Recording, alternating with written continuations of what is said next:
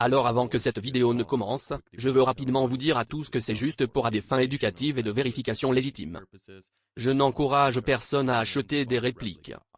Et tous les liens qui sont montrés dans cette vidéo ou donnés ci-dessous dans la description sont strictement pour l'éducation.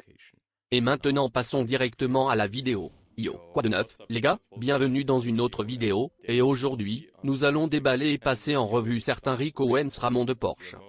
Au fait, je suis un peu malade en ce moment, alors s'il vous plaît ne jugez pas ma voix et des trucs comme ça.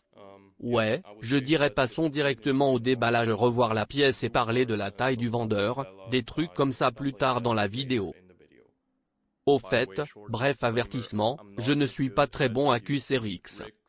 Je me contenterai de souligner quelques défauts évidents que j'ai pu remarquer. Donc, oui, c'est une boîte principale de Rick Owens, je pense. Je ne sais pas à quel point ça a l'air bon. Je dirais entrons dans ces chaussures et ne perdons pas de temps avec la boîte.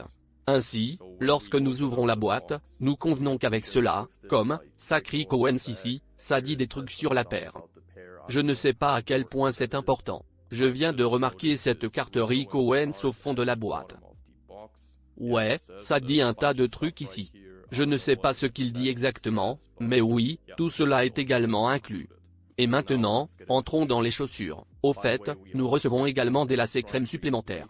Les chaussures sont emballées dans ce genre de sac.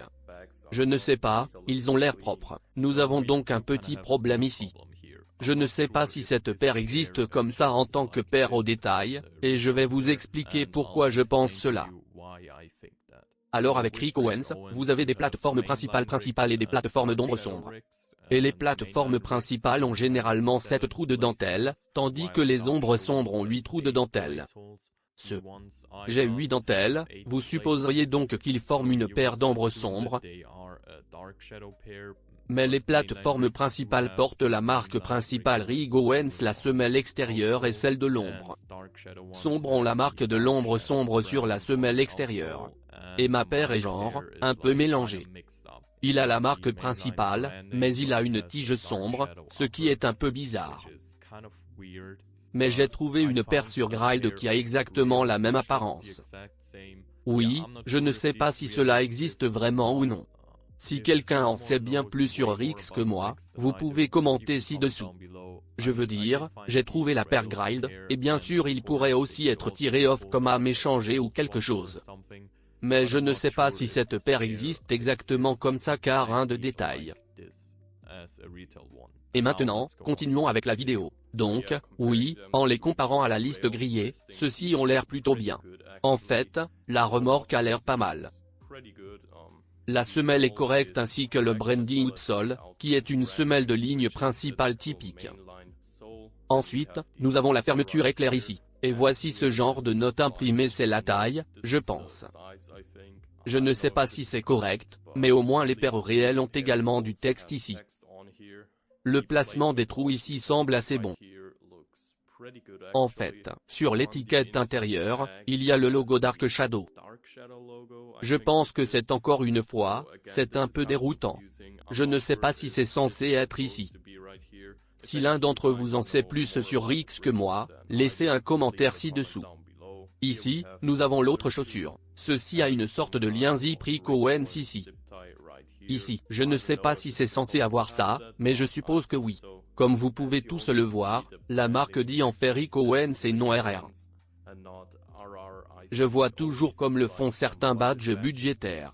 J'ai oublié de le mentionner dans la vidéo originale, mais il est également écrit Rick Owens sur la semelle intérieure ici. Je dirais que je vais les essayer, alors nous allons en regarder quelques-uns pour les clips. Et puis je parlerai du dimensionnement, puisque c'est un peu bizarre avec ceux-là.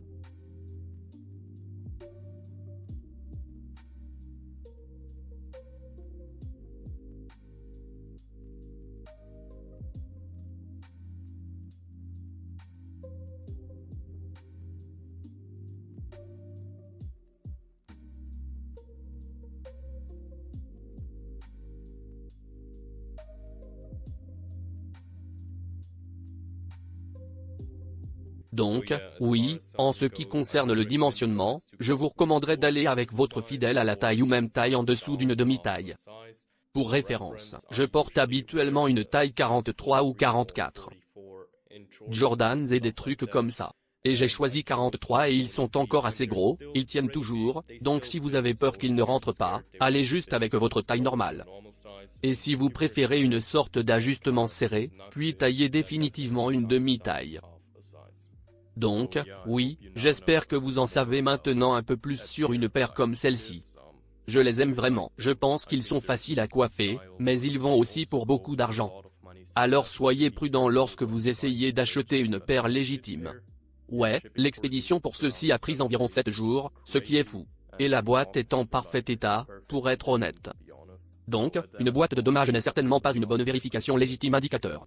Maintenant, ce sera tout pour la vidéo. Si vous avez un peu aimé la vidéo, assurez-vous d'aimer la vidéo, abonnez-vous pour plus.